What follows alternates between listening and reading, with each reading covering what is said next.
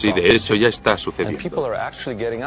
Tenemos la profecía y hay gente en nuestros propios vecindarios que se levanta y hace el equipaje. Y nosotros creemos que tan solo hacen el equipaje para mudarse. Pero lo cierto es que están respondiendo a una especie de sugestión posthipnótica bíblica. No estoy hablando de hace 1000 años. Estoy hablando de una respuesta a una sugestión bíblica de unos 2700 años. Y lo cierto es que podemos grabar a esa gente y comprobar la profecía con sus actos. Y la razón por la que nos debería importar es porque una vez hayan hecho lo que tienen que hacer, empezará el apocalipsis.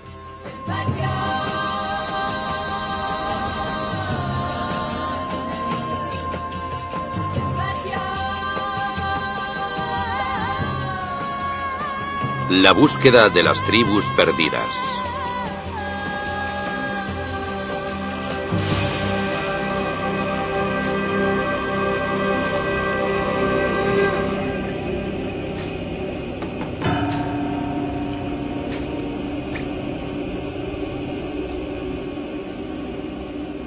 En estos altares, los niños eran sacrificados en ritos paganos.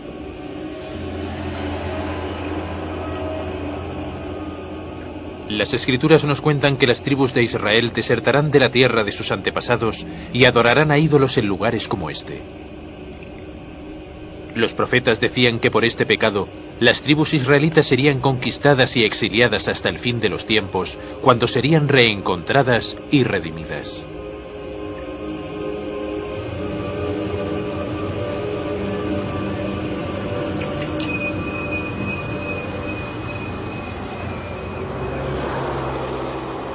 Har Megiddo, una ciudad fortaleza al norte de Israel. En el mundo es conocido como Magedón, un sinónimo de la palabra Apocalipsis.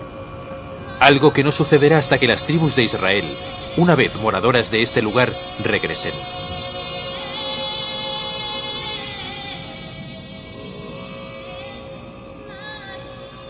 Según la profecía, la cuenta atrás para el apocalipsis y la redención final empezará cuando las tribus sean encontradas una a una. Así que es este el reto al que nos enfrentamos. ¿Cómo vamos a encontrar a millones de personas que nadie conoce?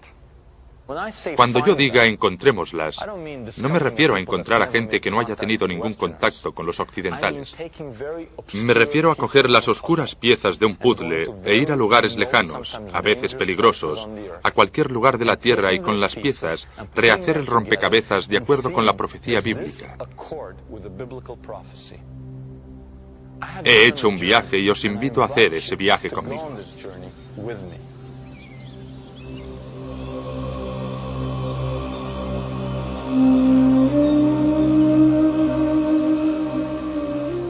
A principios de los 80, fui a África para documentarme sobre la situación de los falashas, los judíos negros de Etiopía. Ese pueblo vivió persecuciones, guerra y hambruna. En 1991, los falashas protagonizaron los titulares internacionales cuando fueron trasladados en avión a Jerusalén por el servicio secreto israelí. De lo que no se hizo eco la prensa es que los israelíes actuaron bajo los preceptos del gran rabino que constató que los falashas eran descendientes de la tribu perdida de Dan. ¿Pueden imaginarse a las tribus de Israel protagonizando primeras planas? ¿Pueden imaginarse al gobierno de Israel actuando bajo la palabra de un rabino que dice que esta es la tribu perdida de Dan, y de repente un avión moderno descendiendo en plena guerra civil en Etiopía, como pasó con aquella gente que fue transportada hace años al Israel actual? Viendo a los etíopes en Jerusalén pensé, ¿es esto algo anómalo o es que la profecía bíblica empieza a cumplirse?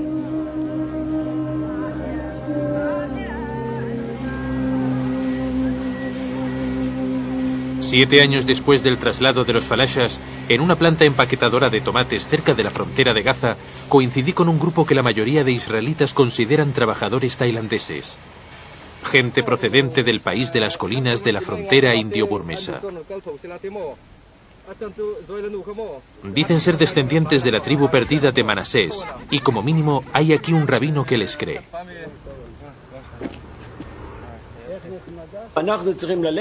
Tenemos que ir y traerles antes de que el Mesías llegue a Israel. Nuestra tradición nos enseña que al final de los tiempos, los judíos, descendientes de las tribus de Benjamín y de Judá, traerán las tribus perdidas a Israel para que puedan participar en los tiempos mesiánicos. Creo que todo el asunto se mueve en el reino de la creencia religiosa más que en el reino de la realidad. Hay una imperiosa necesidad de encontrar a las tribus por razones religiosas, teológicas, tanto cristianas como judías, y ambas religiones se mueven activamente para encontrarlas, cada una a su manera, y todos los intentos por encontrarlas creo que no tienen ningún fundamento histórico, aunque así lo parezca. Es la creencia la que mantiene vivas a las 10 tribus perdidas y no sus propios integrantes.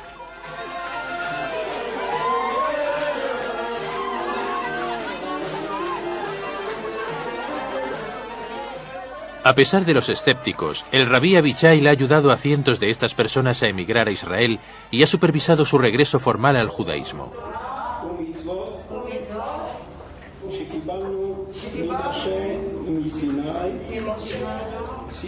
¿Puede que el rabí tenga razón? ¿La clave del futuro de esta gente se encuentra sumergida en su pasado?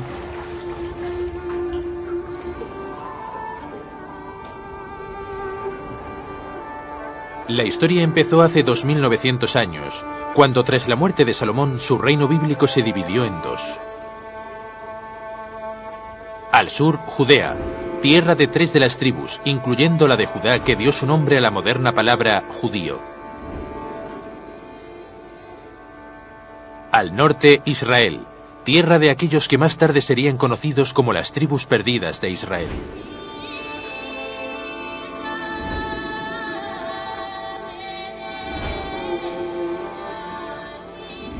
Cien años después de que los profetas predijeran el suceso, el imperio asirio llegó por el norte hasta el reino de Israel. Los asirios eran considerados un pueblo duro. Supongo que podríamos calificarles de tropas de la tormenta, de prusianos. Crearon lo que muchos definirían probablemente como la maquinaria militar más poderosa de aquella época. En algún momento de finales del segundo milenio antes de Cristo, iniciaron su inexorable marcha de sus cuarteles hasta las riberas del Tigris, lo que ahora es el este de Irak, con la frontera con Irán. Y año tras año y campaña tras campaña, marcharon hacia el oeste, marcharon hasta llegar a la costa de Israel. En el 721 a.C., los asirios clavaron su antorcha en muchas ciudades israelitas, deportando a gran parte de su población.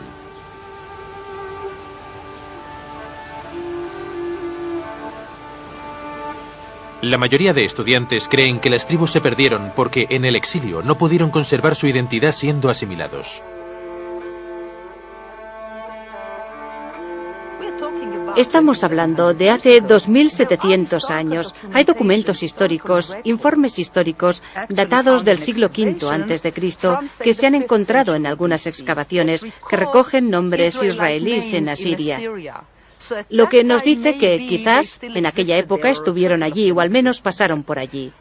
Después de todo, no hay nada, no disponemos de documentación. Si lo miramos históricamente, todo tipo de gente fue exiliada y se perdió, y creo que las 10 tribus de Israel también se perdieron. Pero, ¿qué pasa si no se perdieron y han preservado el recuerdo de sus antiguos orígenes? ¿Qué pasa si son millones los que esperan a protagonizar su profetizado regreso?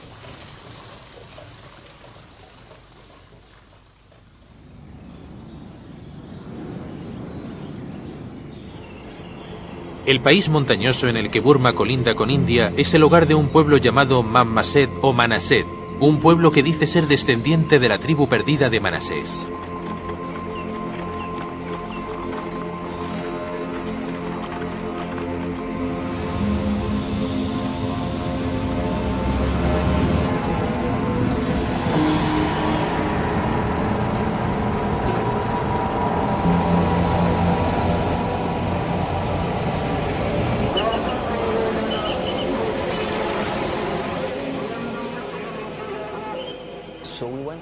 Así que fuimos allí, y lo que encontramos fue una zona de guerra. En nuestro peregrinar en busca de las tribus, siempre nos descubrimos en medio de zonas de guerra. ¿Y de qué va la guerra? Va sobre el territorio y la etnología. Y esa gente que se llaman a sí mismos Manasé luchan contra un pueblo llamado Naga. Y los Naga dicen, sus enemigos dicen, no pertenecéis a este lugar. Vosotros y nosotros sabemos que no sois de aquí. ¿Habían pensado alguna vez que en la frontera entre India y Burma hay un conflicto tribal y que ser israelita forma parte de ese enfrentamiento?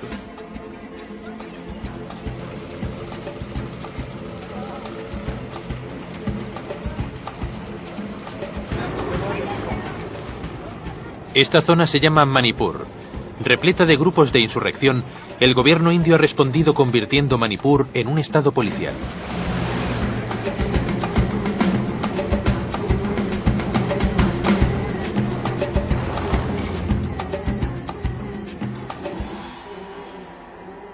El tanatorio local recibe a diario los cadáveres de las víctimas de la violencia naga.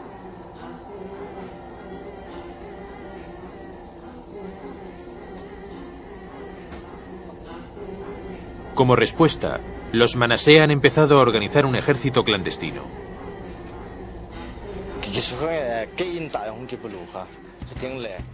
Mi pueblo fue atacado, mi casa fue quemada y mi tío asesinado.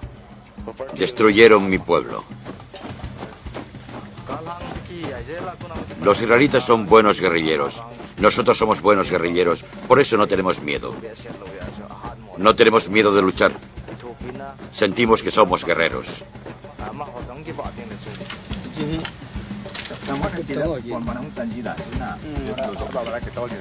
Obtuvimos estas imágenes antes jamás vistas de la guerrilla Manasé dedicada a organizar un estado israelita independiente en India.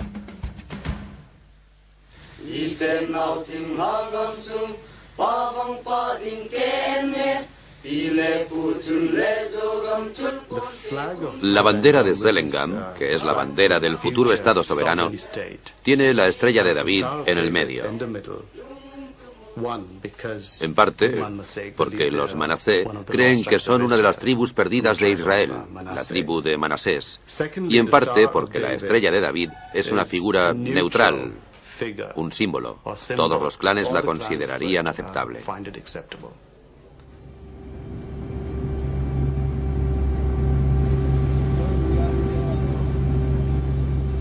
En este avión llega el rabí Abichai. Ha sido traído aquí por razones que nadie puede explicar. Miles de personas proclaman ser israelitas.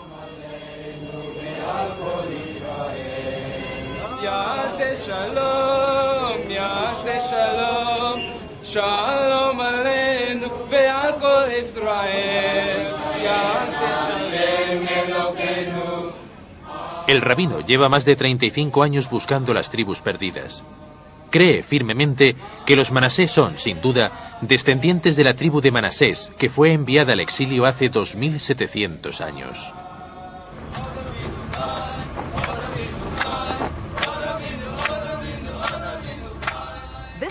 Esta tribu en particular parece ser la tribu más humilde de la zona, la económicamente más pobre, la más baja socialmente en la escala social. Y a la gente le gusta la idea de estar relacionada con una promesa divina de gran y glorioso futuro. Cuando vino el rabino Abichai, encontró a una tribu que se había convencido a sí misma de pertenecer a las 10 tribus perdidas.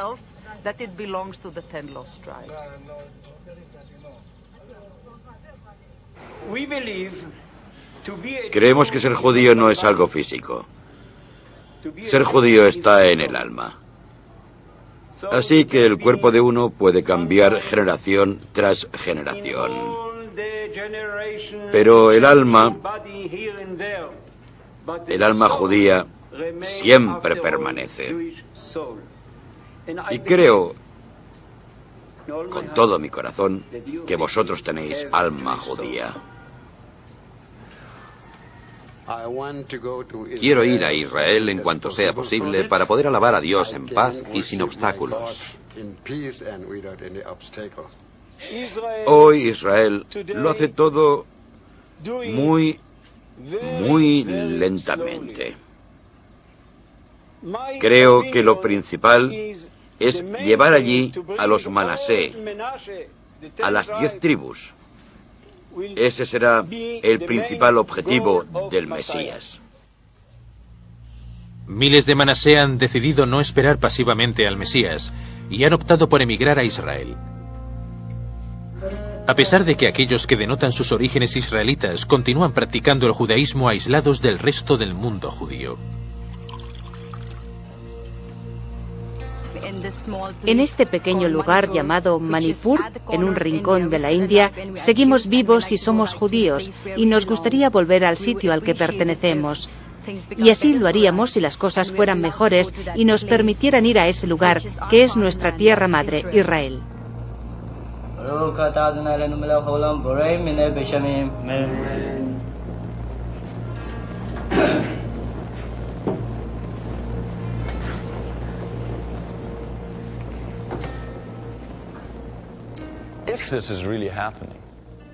Si esto está sucediendo realmente, debería estar sucediendo en todas partes porque la profecía es clara. No se trata de una poca gente aquí y allí. Ezequiel nos habla de la tribu de Judá reuniéndose con la tribu de José, y la tribu de José son las tribus perdidas de Israel. Hay 1,5 millones de Manasé. Eso es mucha gente. ¿Dónde está el resto? Les dijimos, bien, volved a vuestros orígenes. ¿A dónde fueron? ¿A dónde fueron?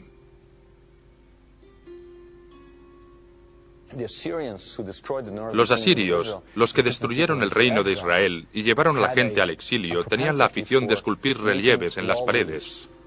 Y para nosotros es una suerte, porque es como si hubiera habido alguien con una cámara, un periodista con una videocámara presente hace 2700 años.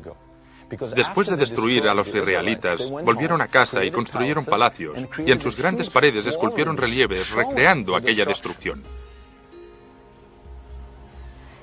Se les ve siendo asesinados, prisioneros y deportados. Las diferencias son claras. Obviamente, ser asesinado es una cosa. Se les ve cómo les desollan vivos. Otros son tomados como prisioneros, solo hombres, y les vemos siendo deportados en unidades familiares. Así que tenemos muchas evidencias. No deportaron solo a hombres o a mujeres para hacerlas concubinas o algo así. Deportaron a las familias, les mantuvieron unidos. Al único grupo de aurigas que los asirios dejaron intactos fue a un grupo de aurigas de élite, una unidad israelita de Samaria, lo que significa que eran perfectos para el imperio, para servir al centro del imperio. Los aurigas israelitas no fueron exiliados. El hecho que se mantuvieran unidos en unidades militares y familiares nos hace pensar que quizá sobrevivieran a las deportaciones. Es una hermosa forma de hacerlo, es una hermosa forma. No puedo decir que sea imposible. No puedo decir que sea imposible.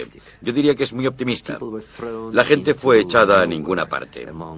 Se mezcló con distintos pueblos y no tenemos evidencias que nos digan que sobrevivió a aquella destrucción asiria. Quizá las evidencias se escondan en algún lugar. Volvimos a los relieves asirios esperando que nos mostraran la historia antigua. Por los grabados asirios, sabemos que en el primer ataque, Asiria saqueó 7 ciudades israelitas de la tribu de Neftalí, enviando a los neftalitas a la volátil frontera con Medea.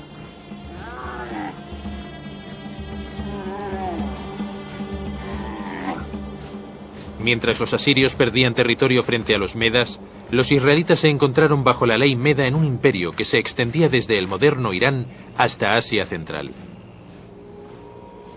Todos los israelitas que vivían en Irán fueron más tarde absorbidos por el judaísmo. Era absurdo buscar aquí.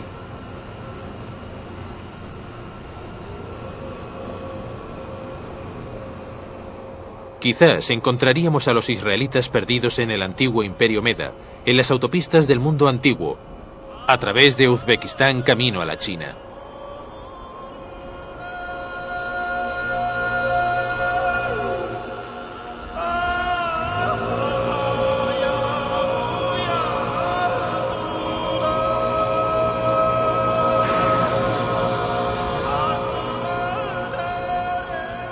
Escogimos la ruta a Uzbekistán, hogar de ciudades legendarias como Bukhara y Samarcanda. Llegamos a una región olvidada, que una vez fue un trofeo de Alejandro Magno y del señor de la guerra mongol, Genghis Khan.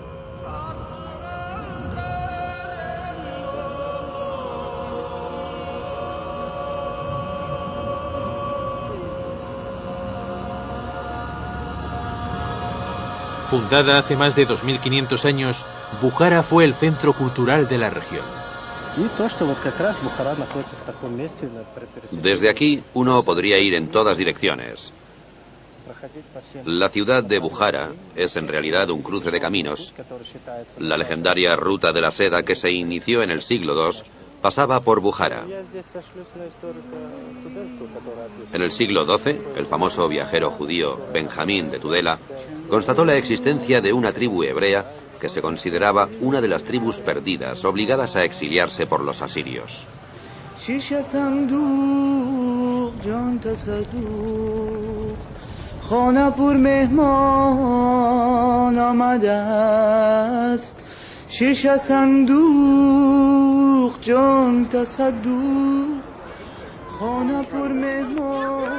En el siglo XIX, el misionero y explorador británico Joseph Wolf anunció que los israelitas perdidos vivían en la ciudad de Bukhara.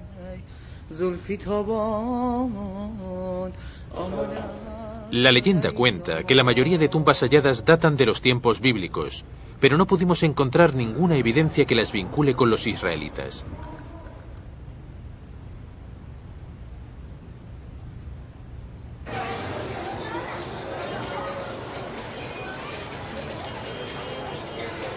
No muy lejos de estas tumbas hay una comunidad judía de origen incierto. El primer dato que la relaciona con las tribus perdidas es el nombre, Issacharov, común en esta zona y no en cualquier otro lugar. Issacar es una de las tribus perdidas y mucha gente de aquí, incluido su rabino, citan a Issacar como su antepasado.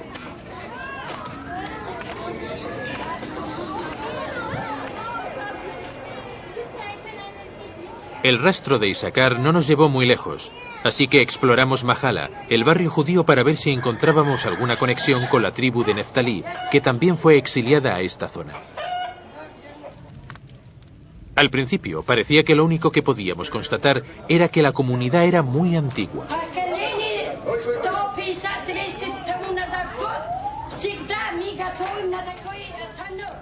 Durante muchos cientos de años hemos preparado matzah en este horno. Es una costumbre muy vieja. Son costumbres antiguas, tienen miles de años. Cuando Dios nos dio Jerusalén estábamos preparando matzah manualmente, como ahora.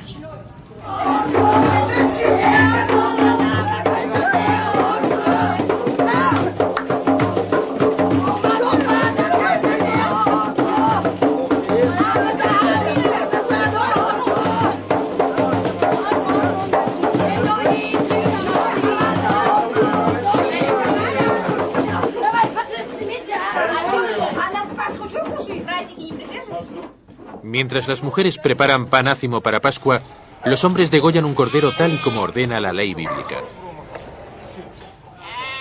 La tradición del cordero de Pascua es tan antigua como la Biblia. Se degolla un cordero de un solo corte con un cuchillo muy afilado.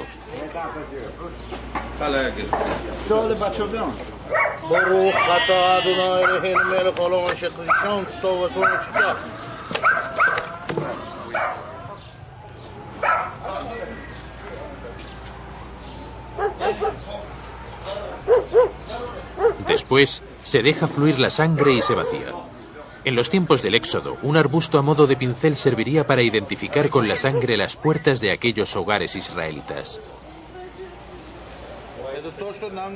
Estoy sacrificando este animal para Dios, como siempre hemos hecho. ¿Cómo lo hace? Estoy quitándole el nervio ciático, tal y como indica la ley judía.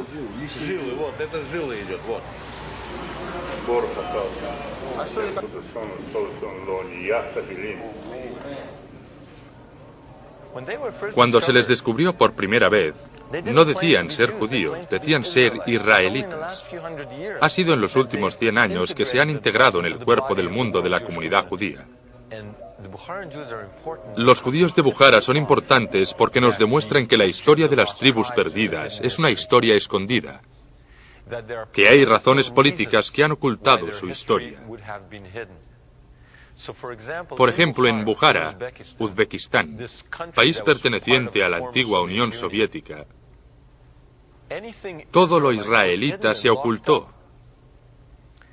Se encerró bajo llave porque a las autoridades locales no les interesaba aseverar que la presencia israelita era anterior a la de los indígenas. En Bukhara, disfrutamos de un guía que dirigía el Museo de Bukhara y que se movía entre el deseo de descubrir la verdad y cuidar de sí mismo en un clima político que seguía ocultando todo lo israelí.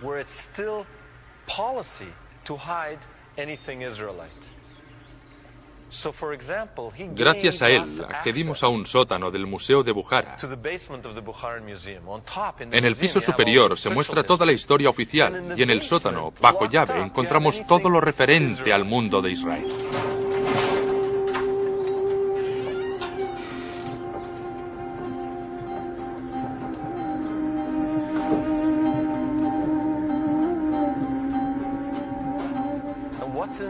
¿Y qué hay en ese cochambroso y oscuro sótano? Libros de oración, bandejas de plata con el alfabeto hebreo grabado en ellas. Allí oculto, rollos de la Torá, rollos de la Biblia. Todo oculto como si se tratara de un secreto de Estado. Cualquier cosa con letras hebreas, cualquier cosa que tenga un significado histórico de la presencia israelita está oculto allí.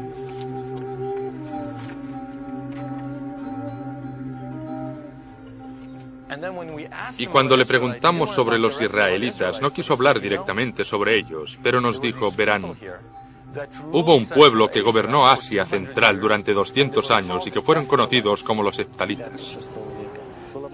Según las excavaciones más recientes, en el siglo VI, Bukhara era la capital de un poderoso reino de semitas que gobernaban en zonas de India, Pakistán y Afganistán.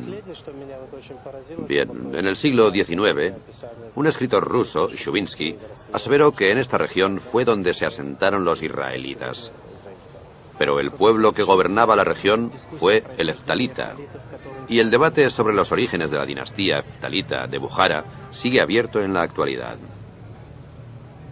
¿Quiénes fueron estos heftalitas? ¿Han oído hablar de los heftalitas? ¿Algún heftalita en la sala?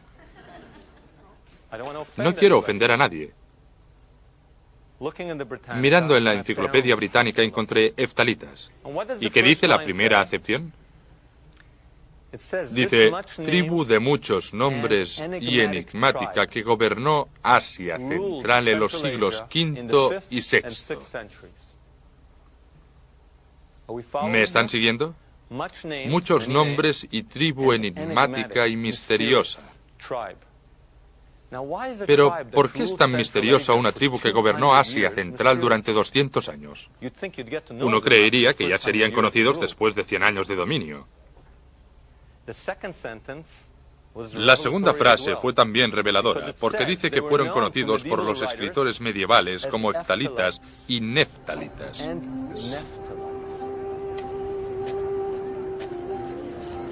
Nos parecía que los neftalitas debían ser la tribu perdida de Neftalí, pero queríamos más evidencias arqueológicas.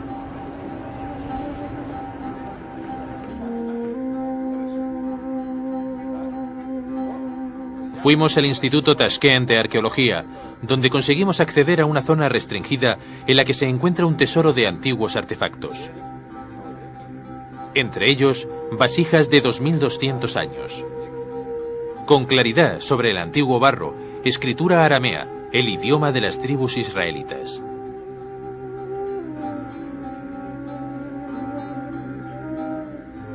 Allí conocimos a la profesora Usmanova, una arqueóloga semi-retirada. ¿Y qué tenía? Algo envuelto en una toallita para el té. En una toallita para el té.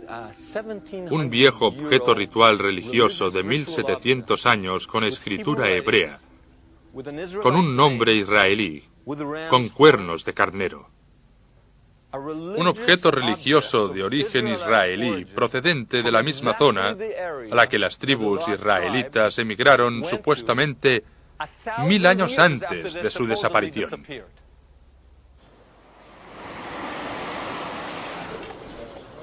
Aunque desconocido por la mayoría de israelíes, gran parte de los judíos de Bukhara han emigrado a Israel. Pero la cadena se ha roto. No saben que podrían ser descendientes de los neftalitas.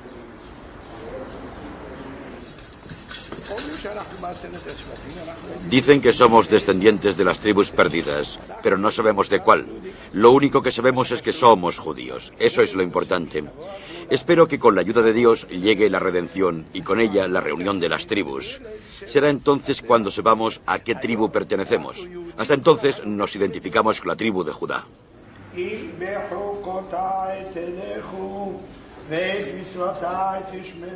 Si andas conforme a mis leyes y guardas mis mandamientos y los cumples, lluvia te daré en la estación adecuada. Y tendrás pan que comer y te cobijarás en tu tierra y estarás a salvo. Y seré vuestro Dios y vosotros seréis mi pueblo. Soy Dios, vuestro Dios, el que os sacó de la tierra de Egipto para que dejarais de ser esclavos. Rompí las cadenas de vuestro yugo para que fuerais libres.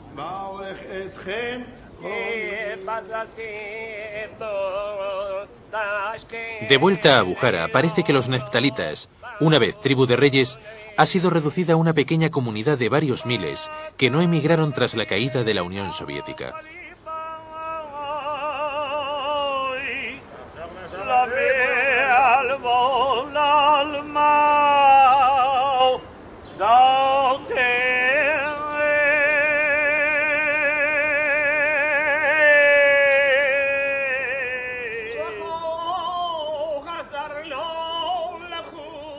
Antes se podía encontrar a este pueblo diseminado por la zona.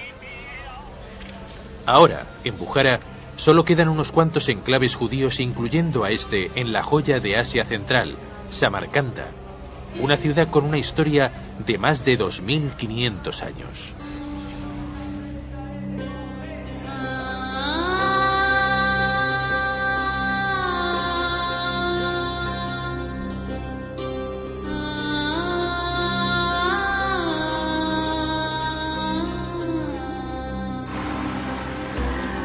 La palabra Khan en el dialecto local significa ciudad.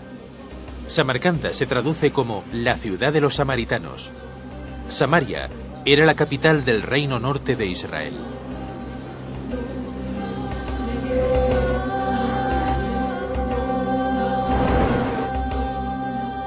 Seguimos la ruta de la seda en dirección a China.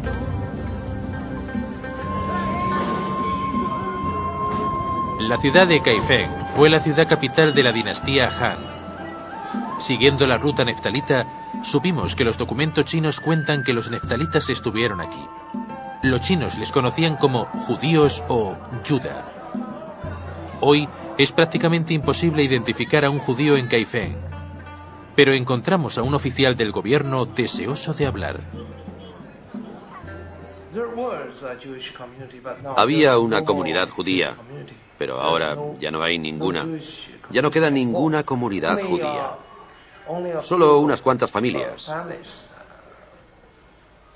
Esto es la sinagoga, el sitio donde estaba la antigua sinagoga. ¿Podría anotarnos el nombre de las dos familias? Solo de oídas. Entiendo. Pero seguramente les rechazarán.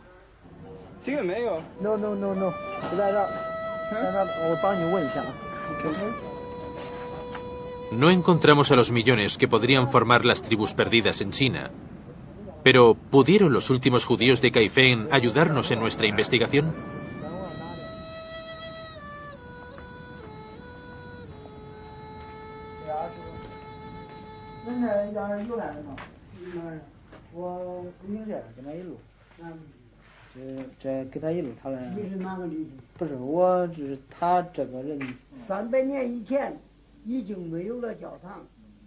Hace 300 años la sinagoga dejó de existir. Sin sinagoga no había lugar para que los judíos se congregaran. Sin una congregación no hay rabinos.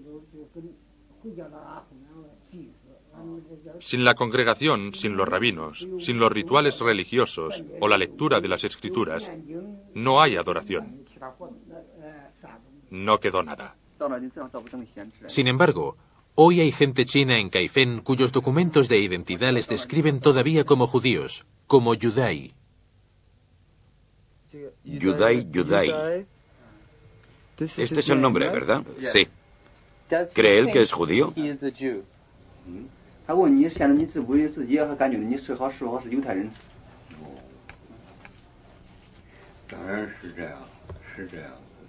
Sí. Sí, soy judío.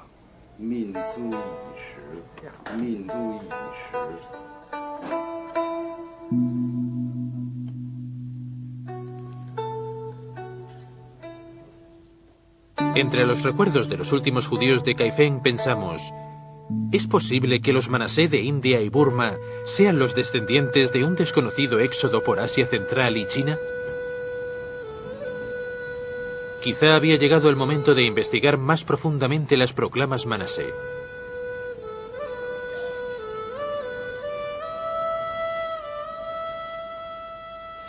Desde tiempos inmemoriales miramos hacia Israel y sentimos simpatía por los israelitas. Nadie nos ha dicho que sintamos así. Cuando hay un terremoto, el más anciano de la casa sale y grita: nosotros, los niños de Manasé, estamos vivos. Y lo grita 3 o 4 veces con una voz potente. Después entra en la casa. Luego dice: no os preocupéis. Y sigue diciendo: nuestros ancestros han sacudido la tierra para ver si sus descendientes siguen vivos.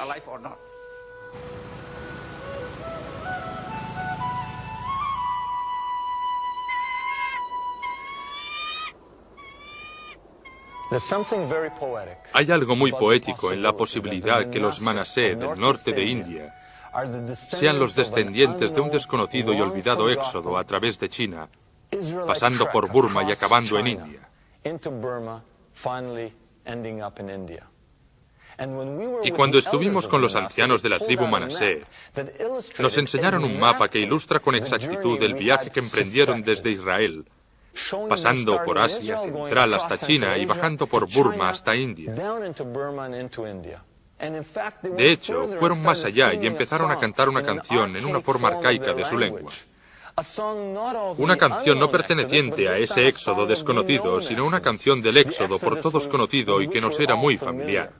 El éxodo durante el cual el Mar Rojo se partió en dos. El éxodo en el que se alimentaron del maná que caía del cielo. El del agua saliendo de la roca. Y el éxodo de los enemigos de Israel ahogándose en el Mar Rojo.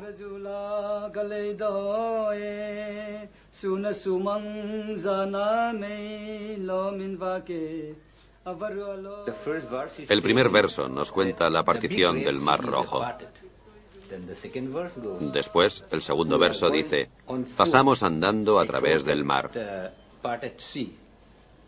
Después, las aguas volvieron a juntarse y los enemigos se ahogaron en el mar.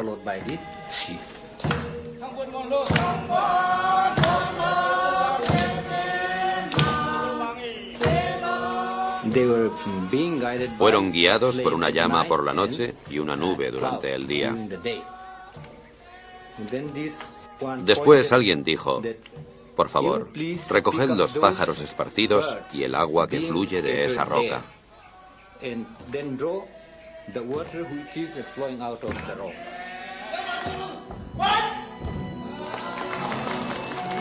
Aunque su historia demuestra que sus ancestros pasaron por China, los Manasé insisten en que no son chinos y que han preservado unas costumbres con raíces bíblicas.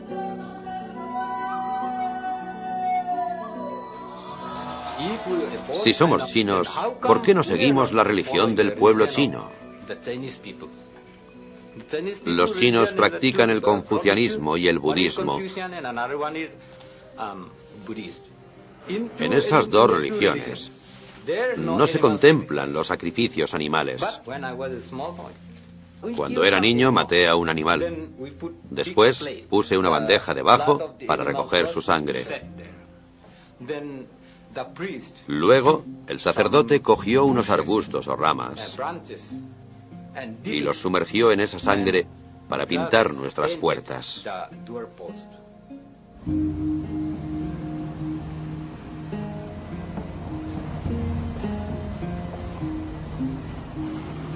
En 1894, los misioneros protestantes llegaron a estas colinas.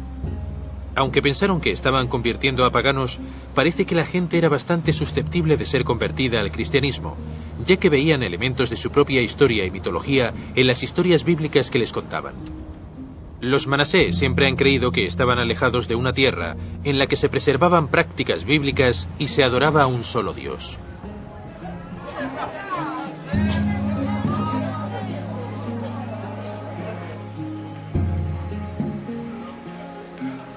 Cuando descubrimos que los Manasé comían cerdo, pensamos, no pueden ser israelitas. Pero, curiosamente, mezclar el cerdo con cenizas lo consideran una comida vergonzosa que debe comerse fuera del hogar. Estos son cenizas. Ponemos la ceniza y luego ponemos agua. Esto es lo que nosotros llamamos zaum. Utilizan esto para poner carne de cerdo dentro, para que fermente hasta que huela. Cuando huele, sacan la ración y la cogemos y la ponemos aquí y la hervimos. ¿Es un símbolo de luto esta carne? No es un símbolo de luto, pero creo que nos muestra que fuimos maldecidos. Es la razón por la que nos echaron de la tierra de nuestros ancestros. Pero según nuestros antepasados, una vez cueces esta carne, este cerdo, significa que has mancillado algo. Si la gente nos pregunta, ¿cuánto tiempo hace que coméis esto?, decimos que es una maldición de generación a generación y que todavía seguimos padeciéndola. Estamos esperando a que Shiloh venga y nos libere de todas estas cosas. Shiloh nos redimirá. Bien, es una construcción extraña porque Jehová es el Dios de Israel y Shiloh, en hebreo, fue el lugar sagrado de las tribus del norte, de las tribus perdidas. Y Shiloh parece ser la fusión de esos dos términos. Shiloh nos redimirá. Y la misma persona que nos dijo aquello apareció ante nosotros con un talit, un poncho de oración que parecía idéntico a los ponchos de oración que utilizan los judíos en todo el mundo. Este poncho es un talopuán. El talopuán es un ropaje tradicional que utilizaban nuestros antepasados cuando practicaban sus votos. Por ejemplo, si para volver a casa tenían que matar a un mitun, a un tigre, hacían sus votos con este poncho puesto encima. En mizo, talopuán significa sin marcha atrás, sin posible regreso. La Biblia ordenó a los israelitas atar un hilo azul en sus prendas de vestir. ¿Siempre hay un hilo azul en los lados? Sí, siempre hay una banda azul.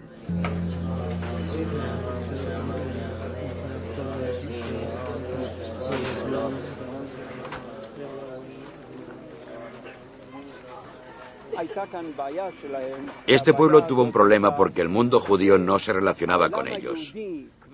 Nadie contestaba a sus demandas, nadie contestaba a su llanto. Hace unos 50 años, un hombre llamado Chala, uno de sus líderes al que veían como un profeta, les dijo que había llegado el momento de volver a la tierra de sus antepasados.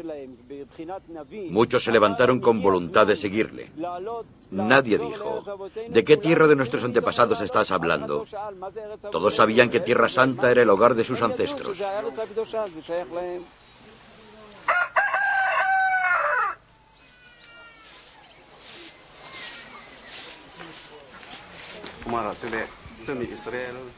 La gente consideraba a mi padre un profeta, y en un sentido lo era. A él le fue revelado que somos israelitas, pero no fue un profeta como Jeremías, Ezequiel o José. No fue un profeta en ese sentido, sino en el sentido que hizo que nos diéramos cuenta de quiénes somos. Tuvo una revelación. Dios no quería que siguiéramos perdidos para siempre.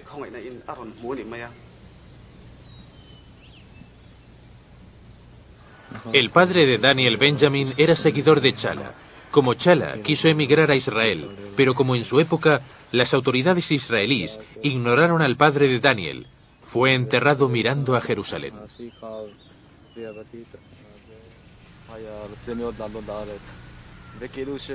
Mi padre quería con toda el alma emigrar a Israel. De hecho, fue uno de los primeros en volver al judaísmo, a empezar a practicar el judaísmo en esta parte de India. Fue el líder de nuestra comunidad. También me enseñó mucho sobre Israel, sobre el sionismo y sobre el judaísmo.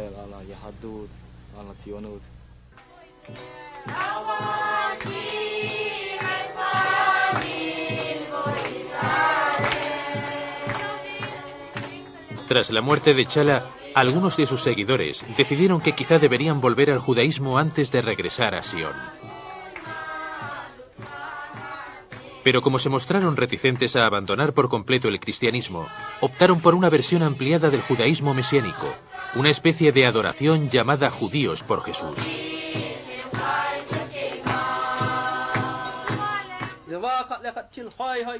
Pero para algunos Manasé, la llamada de sus ancestros era demasiado fuerte para ignorarla.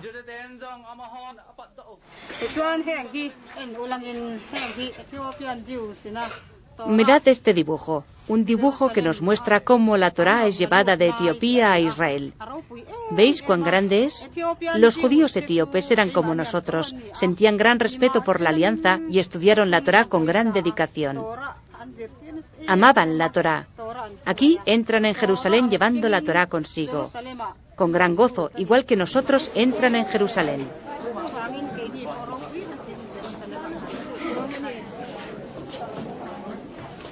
Miles de Manasé han abandonado el cristianismo y se han convertido al judaísmo ortodoxo.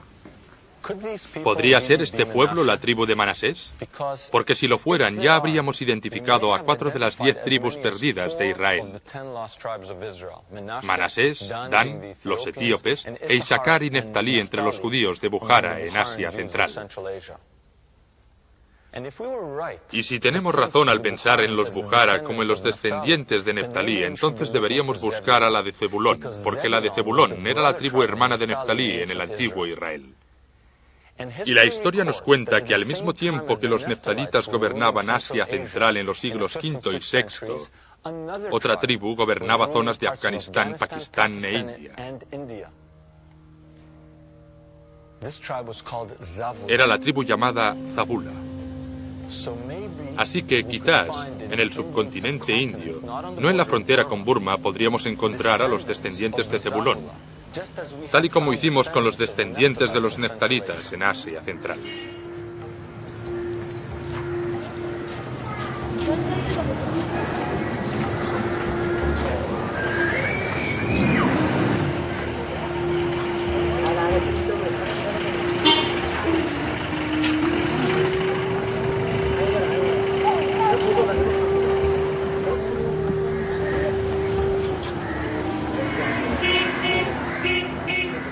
En el transcurso de nuestra búsqueda, nos cruzamos repetidas veces con un pequeño grupo conocido en India, que podrían no ser fácilmente vinculados con otros judíos.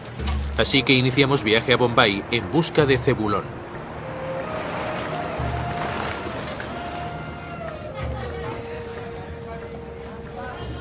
Bombay es el hogar de 8 millones de hindúes y 1 millón de musulmanes.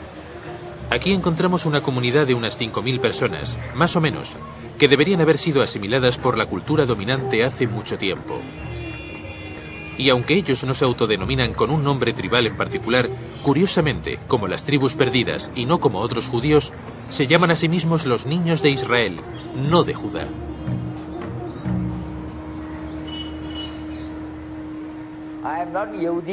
No soy judío, soy hijo de Israel. Los Yehudi son aquellos judíos que emigraron a India desde Bagdad. Mi familia es israelita.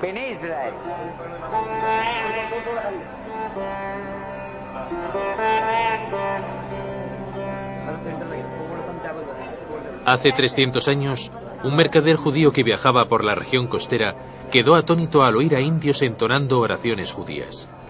Fascinado, se detuvo para averiguar cómo habían aprendido esas oraciones, y el asombro fue aún mayor cuando le dijeron que eran israelitas que vivían en India desde tiempos antiguos.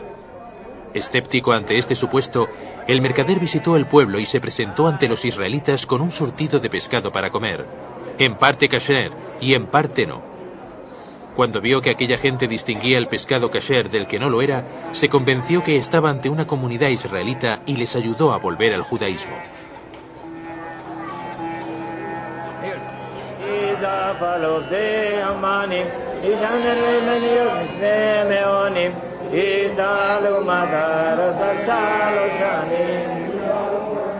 Única en la comunidad Bené Israel es la ceremonia Melida, una especie de ofrenda de arroz, flores y frutas.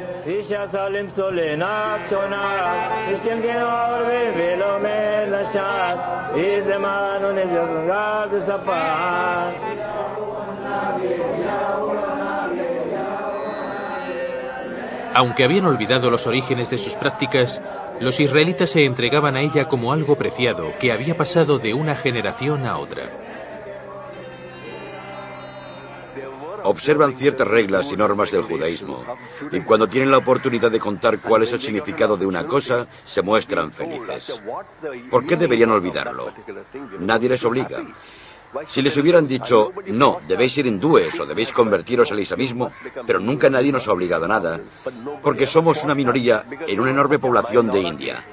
Nadie se preocupa por nosotros. Pero, ¿qué pasaría si no se tratara de una minoría? ¿Qué pasaría si los misteriosos gobernantes del norte de India en los siglos V y VI fueran, de hecho, la tribu perdida de Zebulón? La comunidad Bené Israel tiene su propio historiador, su nombre Chaim Kar.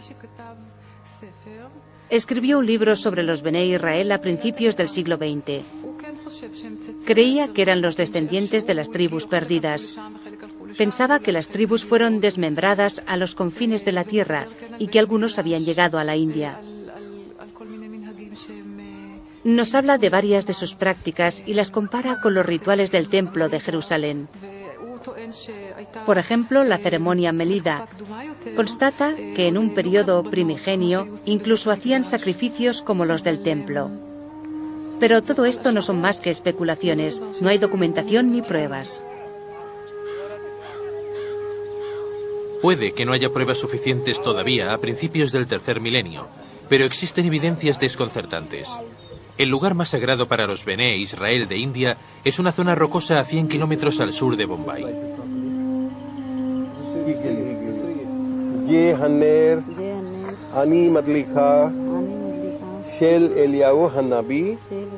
Aquí fue donde descubrimos que la figura más reverenciada para los Bené Israel no es el rey David, ni Abraham, ni siquiera Moisés, es el profeta Elías. Los judíos de la India creen que el profeta Elías subió a los cielos desde este lugar. La marca de su carro puede verse en esta roca en la que estamos. Los cascos se pueden ver ahí abajo y dicen que su carro partió de aquí y en la cima de aquellas montañas de allí pueden verse más huellas de los cascos de sus caballos.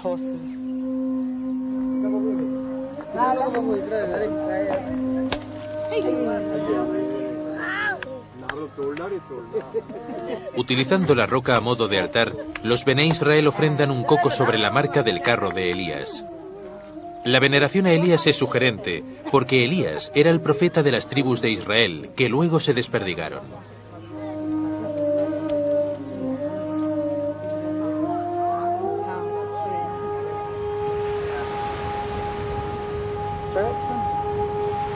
Pero, ¿cómo llegaron hasta aquí? La comunidad tiene su propia leyenda sobre su origen. Hace 2000 años, un barco de israelitas fue sorprendido por una tormenta y el barco embarrancó en la costa de Bombay. A ese desastre solo sobrevivieron 7 parejas y las 7 parejas se asentaron en un lugar conocido como No-Go. Y se supone que nosotros somos los descendientes de esas 7 parejas.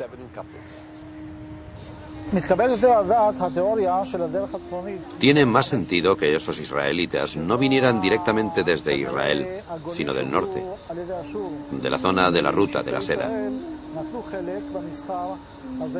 Los israelitas de las tribus exiliadas por los asirios acabaron envueltos en la ruta de la seda. Emigraron por un brancal de la antigua ruta que acabó siendo conocida como la ruta de la seda. Creo que esos israelitas llegaron hasta Afganistán, Pakistán y Cachemira. Desde allí llegaron al lugar en el que el Golfo Pérsico se encuentra con el Océano Índico y después, por supuesto, debieron seguir camino bordeando la costa india.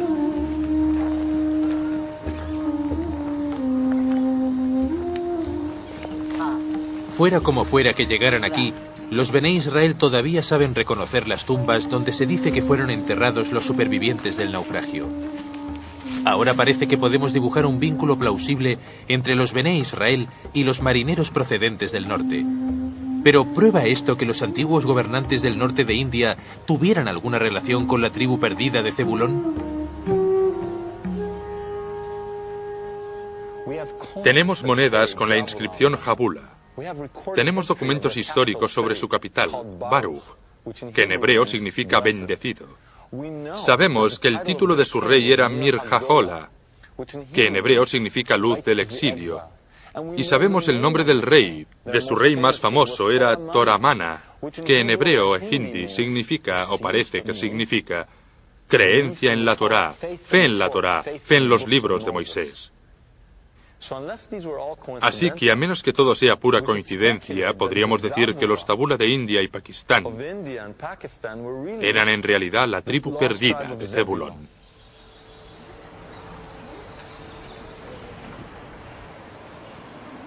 Como si respondieran a una antigua llamada, muchos Bené Israel de Bombay han regresado a su ancestral hogar, Israel. Penetran en la cueva de Elías y continúan demostrando reverencia ante el profeta bíblico. La cueva de Elías está en el viejo territorio de Zebulón.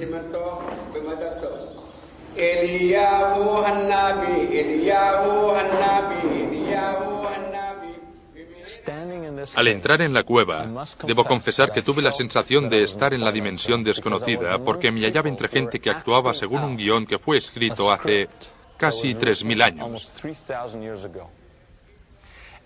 Parecían tener una fijación con el profeta que advirtió a las tribus de su exilio y que les prometió redención al final de los tiempos.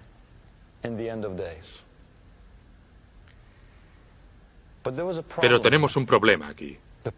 La profecía habla de millones y aquel era un pequeño grupo. La tribu más grande que encontramos fue la Manasé con 1,5 millones. Quizá la injundia fuera esta, porque la tribu hermana de la de Manasés era la de Efraín. Así que teníamos que buscar la de Efraín. Por eso teníamos que volver a sacar nuestro mapa del tesoro. Teníamos que volver a la Biblia.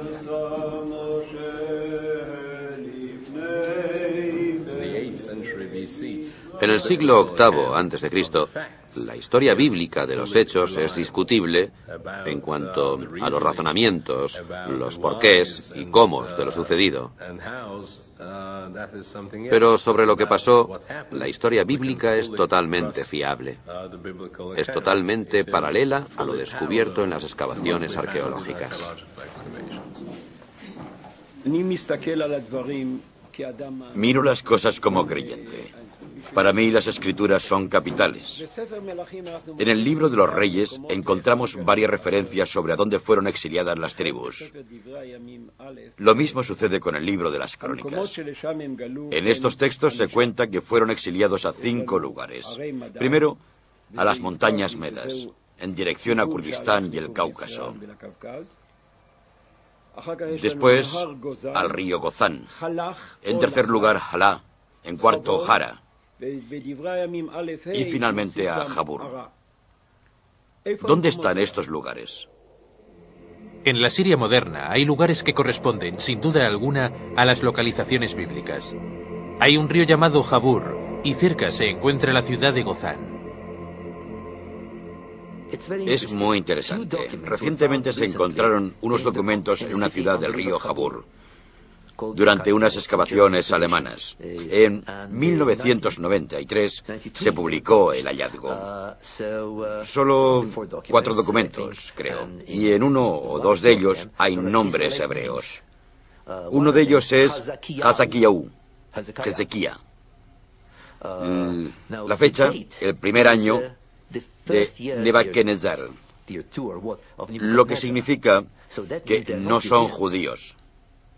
sino israelitas. Deberían ser los israelitas de la zona de Jabur.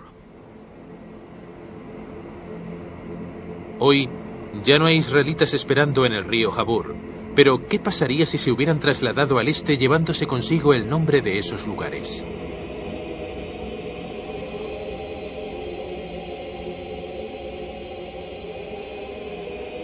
Uno de los pasos entre Afganistán y Pakistán es conocido en el mundo como el paso de Khyber.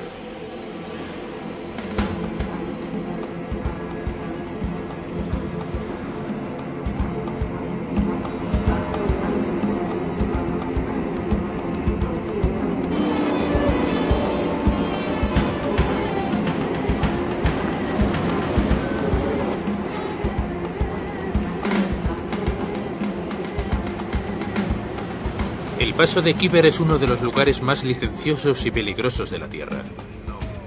Es el corazón de la frontera norte-sur de Pakistán, el salvaje oeste del este. Lo primero que uno percibe es que el gobierno pakistaní no tiene ninguna autoridad aquí. La única forma de obtener un salvoconducto es viajar con una escolta armada perteneciente al pueblo dominante de la zona, los Pathans. Han vigilado el paso de Khyber durante más de 200 años, enfrentándose a Genghis Khan, al ejército británico y no hace mucho a los soviéticos. En hebreo es conocido como el paso Jabur, el mismo nombre bíblico. Y cerca del paso de Khyber, en Pakistán, hay una ciudad llamada Peshawar. Peshawar significa lo mismo, paso Jabur. Así que pensamos, ¿Khyber podría ser Jabur en la Biblia? Si lo es, entonces cerca debería haber un río llamado Goza. Y justo allí, un afluente del río Kabul, es el río Ghazni.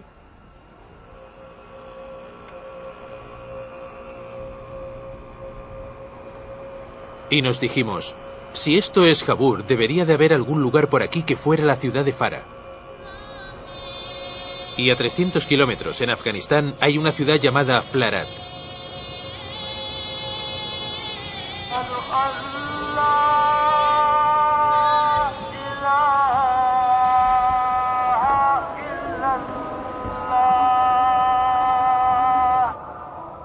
Todo el mundo conoce esta zona como la capital del fundamentalismo islámico. Hay 15 millones de Pathans y ni un solo judío entre ellos. Pero decidimos investigar si bajo esa superficie islámica había un pasado israelita.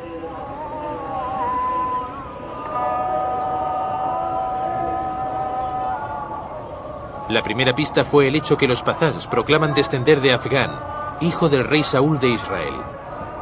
Desde su perspectiva, Afganistán es un nombre israelita.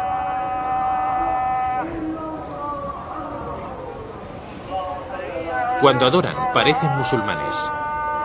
Cuando estudian el Corán, sin embargo, mueven el cuerpo a la manera judía.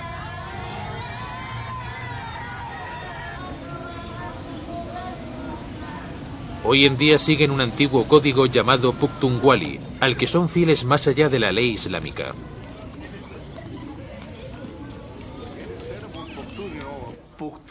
Pukhtunkhwali es en realidad una religión en sí misma, ¿no? Tenemos nuestro propio código de conducta. Y no es que no creamos en el Corán, sino que no hacemos todo lo que el Corán nos dice. El motivo es que un proverbio pazán dice que los pazans solo aceptan la mitad del Corán. En lo demás aplicamos nuestras propias leyes. Pukhtunkhwali, código de Pukhtun. ¿Qué es este Pukhtunkhwali? Básicamente es un Viejo Testamento que no se rige por ningún tipo de interpretación rabínica. Ojo por ojo significa ojo por ojo literalmente. Adulterio, estás acabado. Si hubiera un conflicto entre la ley Pukhtunkhwali y la del Islam, ¿cuál escogerían los pazans? Nuestras costumbres son las de Pukhtun o Pazán. En el Khyber hay 11 tribus Pazán. Todos tenemos las mismas costumbres. La ley principal de aquí es la Sharia islámica. Pero los Pazán seguimos nuestras propias costumbres Pukhtunkhwali. Por ejemplo, según el Islam, debe haber evidencias demostradas para acusar a alguien de adulterio. No puedes condenar a alguien sin pruebas suficientes.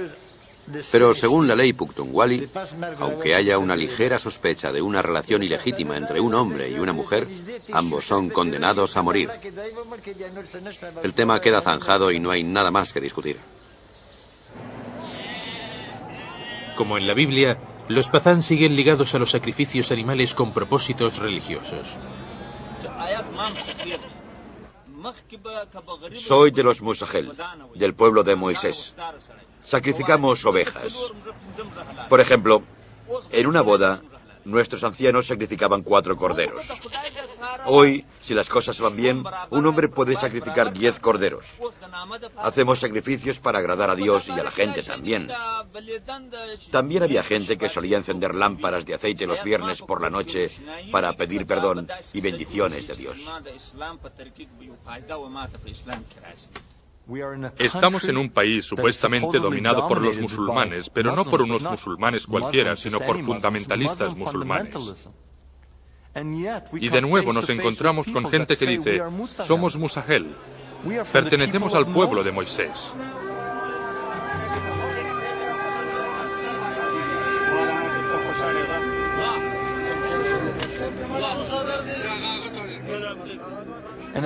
Y mientras viajábamos entre una gente que parecía extraída de las páginas de la Biblia, caras semíticas, largas barbas, vestiduras bíblicas, ponchos de oración, y recogíamos información, no podíamos sentir más que quizá, entre estos Pazán de Afganistán y Pakistán, encontraríamos las respuestas a nuestras preguntas.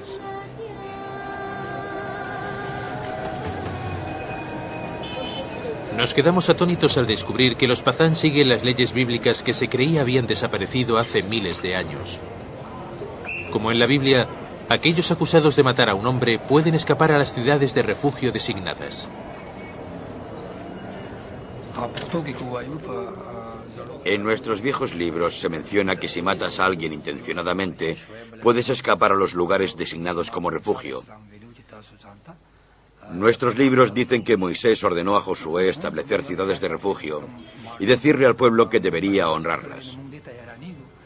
Hoy, la gente actual cree que no es más que una forma de proteger a un criminal, pero la gente de estas zonas de refugio lo ven como algo sagrado. Proteger a un fugitivo es un acto sagrado de los ancianos. Le tratan como a un invitado.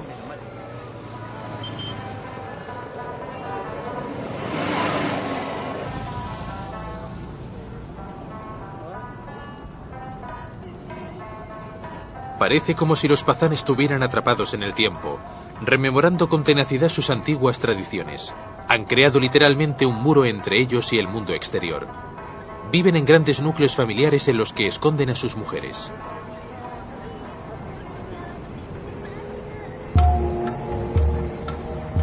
Como en la Biblia, las mujeres Pazán se rigen por un código de modestia del que es difícil emerger.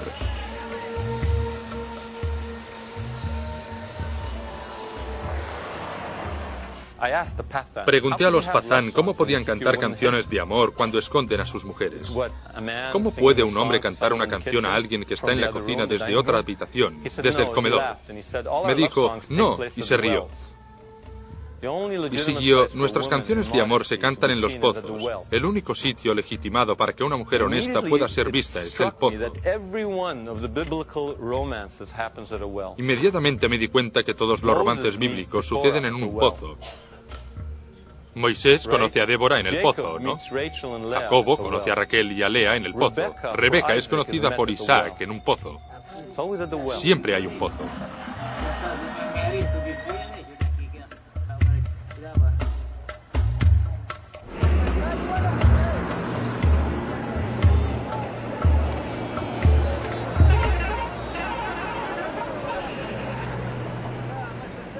Acudir a un mercado Pazán es retroceder en el tiempo. Desafiando todas las probabilidades, los Pazán viven todavía en grupos tribales con nombres israelitas. Rabani es similar a la tribu de Rubén, Lebani a la tribu de Leví, y Shinwari a la tribu de Simón. Una tribu pazán de pocos miembros, conocida como Gadún, podría ser la tribu perdida de Gad. Curiosamente, la tribu más numerosa entre los pazán es la de Afridi, y la tribu más numerosa en el antiguo Israel era la de Efraín.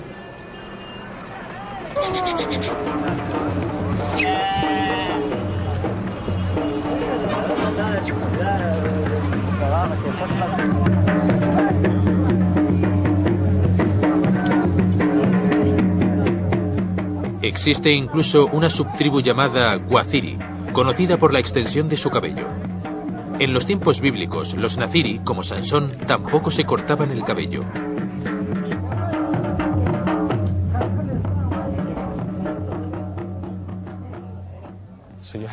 Así que tenemos a Rubén, Gad, Efraín y Simón. 4 tribus más. Por lo que localizamos a 9 de las tribus. O dejadme que lo exponga de otra forma. Creemos haber localizado a 9 de las tribus.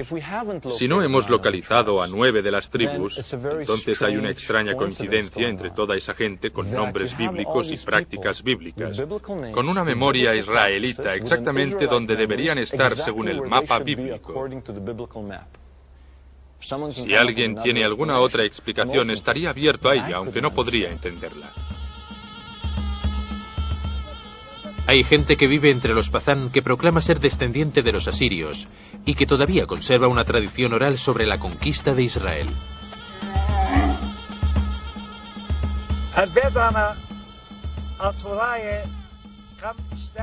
Nuestra tradición se remonta a 2700 años atrás, cuando mi pueblo conquistó Israel y dominó a las tribus de las zonas que asedió: Irán, Turquía, Armenia, Uzbekistán y Afganistán.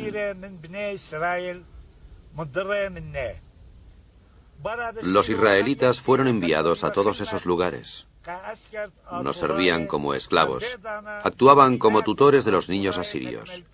Fueron también alistados al ejército para ayudar a Asiria en la guerra.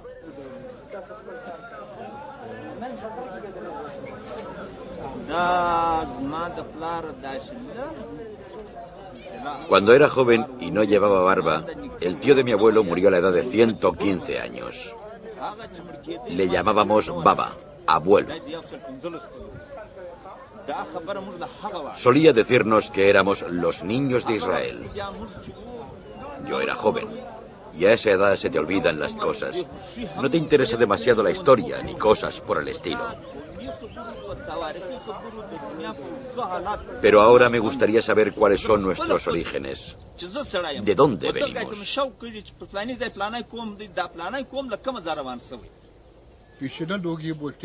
Nuestros abuelos siempre nos decían que pertenecíamos a Bené Israel, a los niños de Israel. Decían que los judíos eran tan pazán como lo somos nosotros. Está claro que la memoria judaica persiste, pero ¿había gente aquí que se identificara abiertamente con el judaísmo?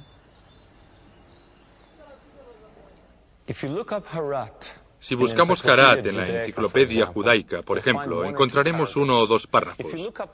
Si buscamos una comunidad judía occidental, encontraremos páginas y páginas. Y cuando buscamos Flarat, dice que la comunidad judía puede existir en algún lugar de Flarat entre 1000 y 2000 años. Hablan de una comunidad que vivió en algún lugar durante al menos 1000 años y hay un párrafo o 2 sobre ella. ¿Qué nos indica esto? Nos dice que perdieron su conciencia y que se sometieron a la pantalla del radar occidental.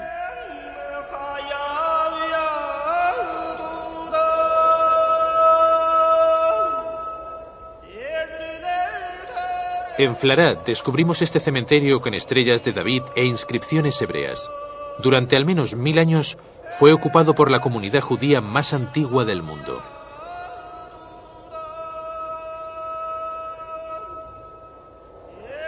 Los judíos de Flarat ya no existen. Los últimos se fueron a finales de los 80 tras la invasión soviética.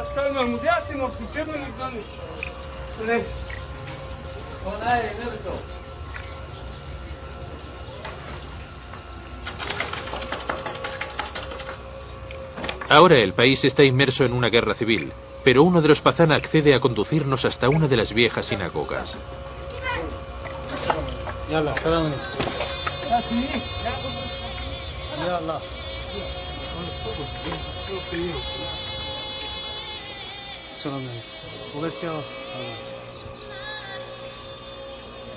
Durante cientos de años, la gente entraba en este lugar de oración a través de un gran portalón que les conducía a un maravilloso santuario. Hoy, entramos a través de un agujero perpetrado por las bombas de la artillería soviética.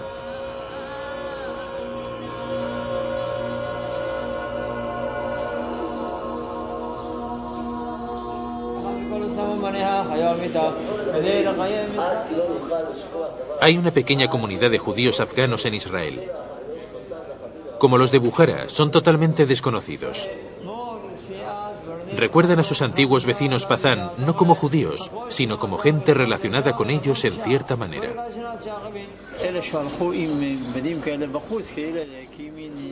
Llevaban puestos ponchos para la oración y prendas de vestir similares a las nuestras. En realidad no sabían lo que eran y solían sorprenderse cuando nos veían con ropajes parecidos. Nos preguntaban, ¿sois judíos? ¿Cómo podéis ser judíos? Les sorprendía. Les recuerdo llegando desde las zonas fronterizas, desde las montañas, desde Pakistán, desde lugares como Jalalabad. Y recuerdo que había gente que decía que seguían encendiendo velas el sábado para ponerlas debajo de los cestos, pero que no sabían por qué lo hacían.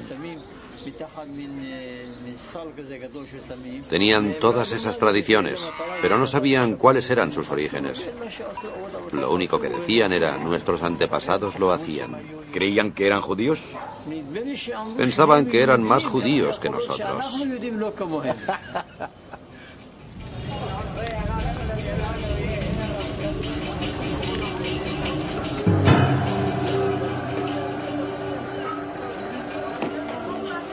Los profetas dicen que un número igual de israelitas y judíos recibirán al Mesías.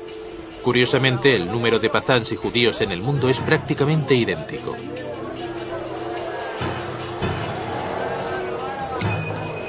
La profecía también cuenta que Manasés y Efraín encabezarán el regreso. En India encontramos a los Manasé. Si tuviéramos razón, aquí, entre los Afridi, nos hemos encontrado cara a cara con la tribu de Efraín. Sin embargo, antes de aceptar que estamos ante el final de los tiempos, necesitábamos más pruebas. De camino a Armagedón, parecía bastante apropiado que nuestro viaje nos condujera a un campo de minas.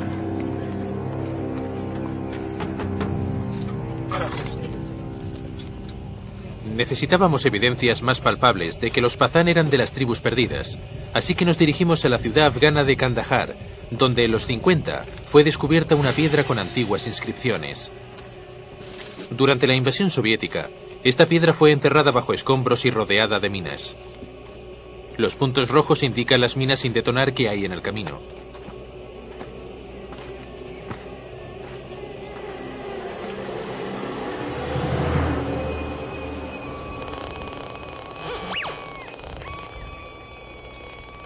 Hace 2300 años, el emperador budista Ashoka levantó pilares propagandísticos en su imperio. Hasta el descubrimiento de Kandahar, siempre se creyó que estas piedras estaban escritas en sánscrito.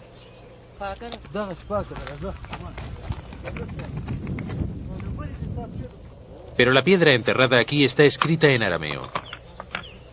En otras palabras, la gente que vivió aquí hablaba en la misma lengua empleada por las tribus israelitas.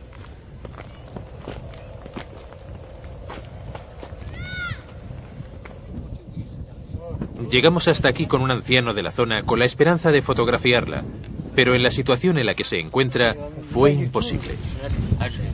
Está aquí abajo. La piedra es muy grande y tiene escrituras antiguas por todas partes.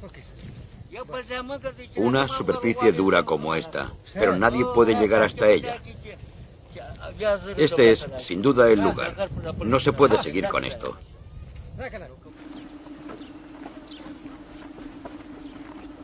Pero seguimos.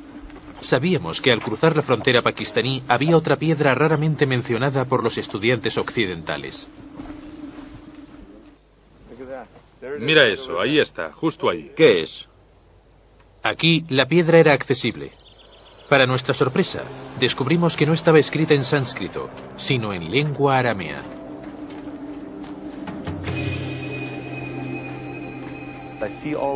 Veo todas las letras, Aleph y Ein, y estoy frente a una postal de las tribus perdidas de 2300 años. Después de hacer el viaje y llegar hasta allí, quedé atónito porque no esperaba encontrarla. Pensaba que estaba en Kandahar. No sabía que había otra allí, y hay dos más en lugares a los que no fuimos, y en una aparece el mes hebreo Elul. Entonces el viejo guía se dirige a mí y me dice: no digáis que sois judíos, no digáis nada porque la gente de aquí es muy musulmana. No serían demasiado amables con vosotros. Y sigue: ¿cómo es que puede leerlo? Y sentí que no quería mentir a aquel hombre y dije: porque soy judío. Y esa persona que se suponía era mi enemigo se lanza hacia mí con lágrimas en los ojos, me abraza y me dice: entonces eres mi hermano. Entonces, quizás esté sucediendo, quizás estemos ante el fin de los tiempos. Estaba allí de pie, con mariposas en el estómago, y me dije: espera un momento, ¿es esto? ¿Estoy rodando un documental o me estoy convirtiendo en el reportero de Armagedón?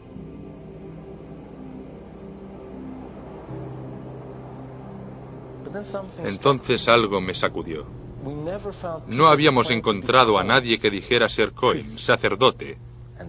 Y eso es todo un problema, porque si analizamos bien la profecía, el regreso de las tribus conducirá a los tiempos mesiánicos. Los tiempos mesiánicos nos llevarán a la reconstrucción del templo de Dios en Jerusalén. Y eso nos conducirá a la práctica de rituales renovados. Y todo eso precisa una casta de sacerdotes pura ritualmente. Y nadie entre las tribus, nadie entre los judíos occidentales, ha proclamado ser descendiente ritualmente puro de aquella casta de sacerdotes. Entonces, ¿qué está pasando aquí?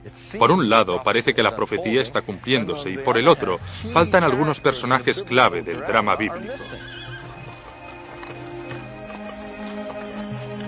Quizá hayamos sucumbido a una especie de castigo eterno. Unidos en sus unidades tribales en los confines del desierto, los israelitas perdidos esperaban una redención que nunca llegaría. O quizá todo lo que pensábamos haber encontrado no fue más que un espejismo pasajero.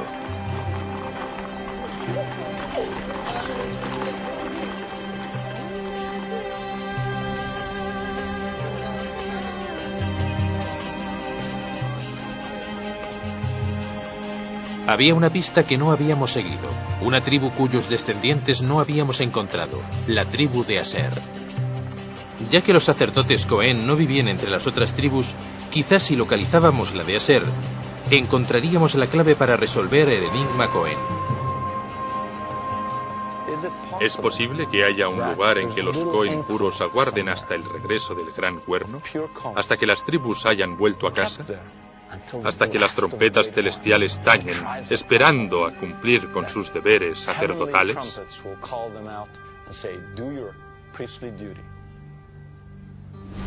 Por eso, seguimos buscando el lugar en el que encontrar a la tribu de Aser. Eran marineros y se aliaron con los cananitas. Surcaron los mares juntos, y la colonia fenicia o cananita más grande estaba en Cartago, la actual Túnez.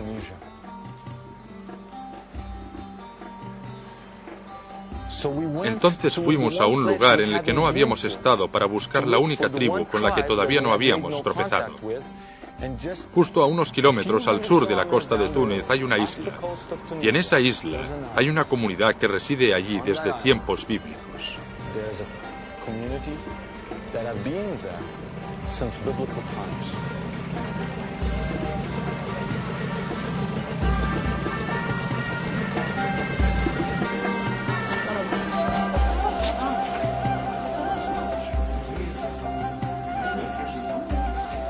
El nombre de la isla es Yerba. Es el hogar de una comunidad judía a la que los tunecinos tienen en gran consideración por sus plateros.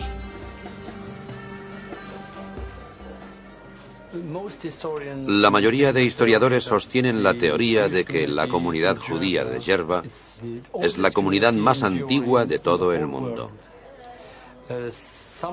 Algunos de ellos dicen que la comunidad judía se estableció aquí antes de la construcción del primer templo.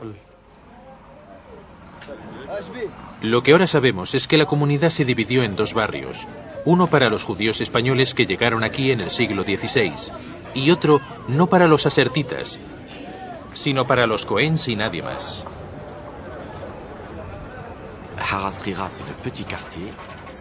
Hay un pequeño barrio en la isla cerca de la antigua sinagoga.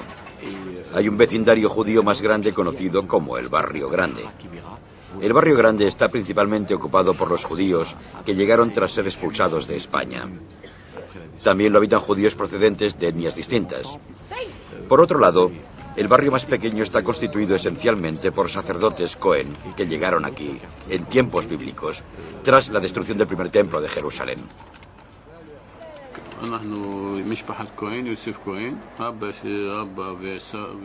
Soy de la familia de los Cohen. Según contaba mi padre y el padre de mi padre, nuestra tradición dice que llegamos aquí procedentes de un barrio sacerdotal. Somos Cohens y hace 2000 años que habitamos esta pequeña isla.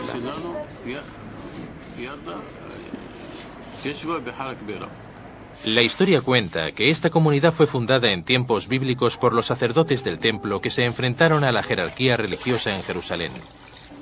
Aquí encontraron un lugar donde refugiarse levantando la sinagoga de Griba, que los locales todavía consideran uno de los lugares más sagrados del judaísmo.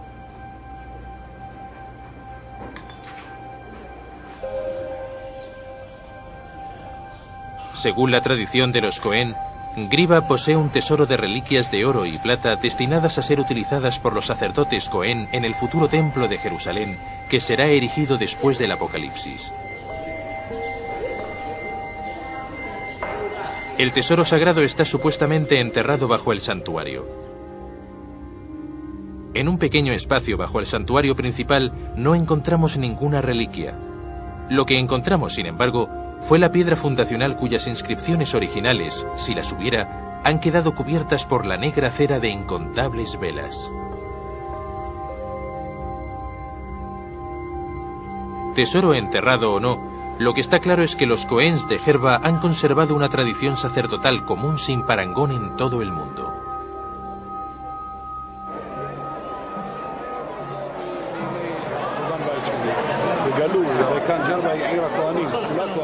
Verá, Gerba es la isla de los sacerdotes Cohen. Todos son Cohen.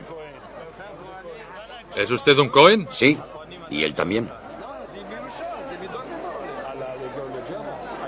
¿Cuándo llegaron los Cohen aquí? Con Ezra, el escriba, en tiempos bíblicos. Es la herencia que ha pasado de generación en generación. Pertenecemos a los pocos Kohanim que proceden del auténtico linaje sacerdotal que ha perdurado hasta nuestros días. Los aseritas nos han evitado, pero nos han conducido hasta los Cohens.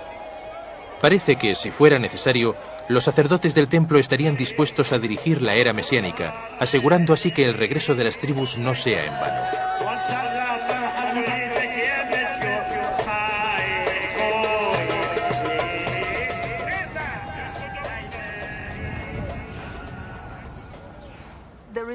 En la Biblia hay una promesa divina que dice que las tribus regresarán, que se volverán a reunir, que prosperarán y crecerán.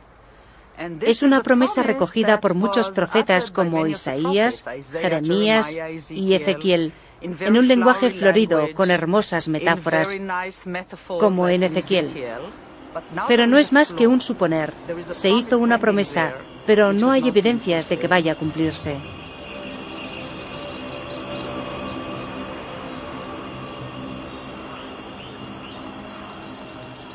Si la promesa divina se cumpliera, son millones los que creen que este lugar, Armagedón, sería el centro de todo.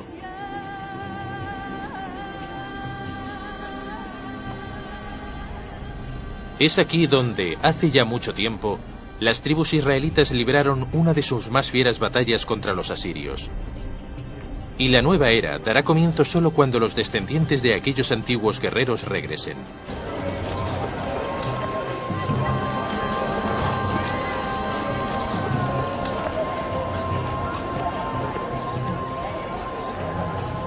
Daniel Benjamin es uno de los pocos que ha cruzado la frontera indio-burmesa hasta llegar a Israel. Si pertenece a la tribu perdida de Manasés, será uno de los primeros israelitas que sirva en un ejército judío desde hace casi 3000 años.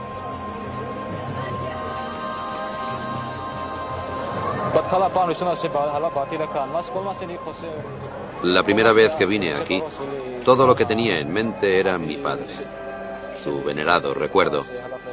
Alguien que pasó al otro mundo sin haber tenido la oportunidad de venir aquí, a nuestro país.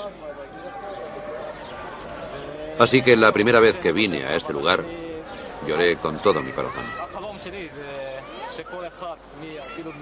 Mi sueño es que todos los Bené Menasé, 1 o 2 millones, vengan aquí con la ayuda de Dios. Nuestros jóvenes se alistarán al ejército y construiremos la tierra de Israel. Y al final, el Mesías vendrá y reconstruirá el templo santo. Oro para que suceda. Oro para que el encuentro tenga lugar y el Mesías lo presida.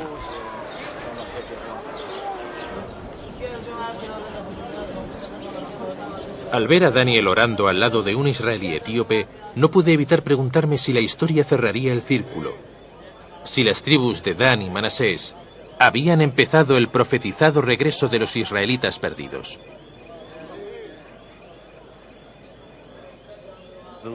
Las tribus perdidas de Israel ya no lo están.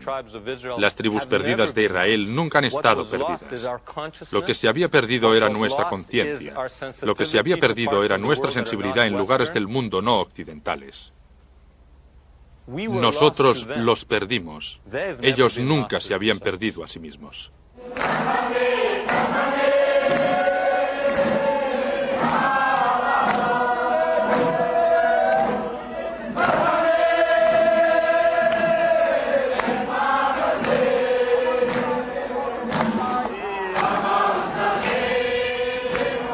Hace tiempo, los israelitas recibieron una profecía que les prometía que el reencuentro sería posible en un brillante futuro mesiánico, y que el pueblo de Judá se reuniría con el pueblo de José, y que las tribus volverían a reunirse.